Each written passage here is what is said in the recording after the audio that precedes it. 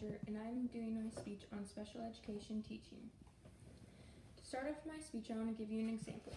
Imagine you are a parent and your child has dyslexia and they are struggling in class. You want them to have the best education possible, so you look for a solution. That is when a special education teacher comes in. The reasons why I want to become a special education teacher is that I have always loved working with kids, and I did a job shadow for class, and I knew that is what I wanted to do. According to the Journal Gazette, a research study conducted in Indiana last year found that 69% of administrators had a teacher shortage in special education. In my speech, I will discuss what type of degree you will need to become a special education teacher, your average salary, the duties required of you, and characteristics of a special education teacher.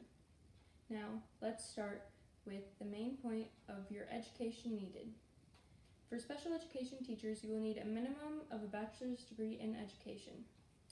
According to learnhowtobecome.com, a Bachelor of Science in Special Education typically consists of 4 semesters of general education classes, along with classes focused on instructional teaching and class management. You will also need a license in special education. Some states or schools may also require you to have a master's degree. Next, we'll talk about the salary.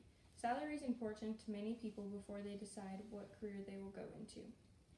If you had a bachelor's degree right out of college and you lived in my hometown, Logan, Iowa, your salary would range from $41,335 to $48,100.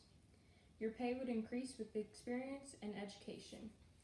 If you were in the 25th percentile of special education teachers in my area, your dollar amount would be $39,305. If you were in the 75th percentile, your dollar amount would be $61,968. All of this information was found on salary.com. Next, let's talk about the duties required of a special education teacher. For a special education teacher, you will be required to create IEPs with other groups.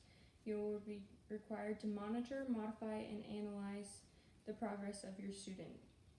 You will be required to conduct specialized standardized testing.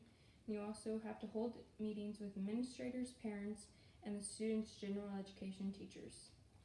As a special educator, you will come in contact with and be responsible for the educational needs of children with a wide range of disabilities.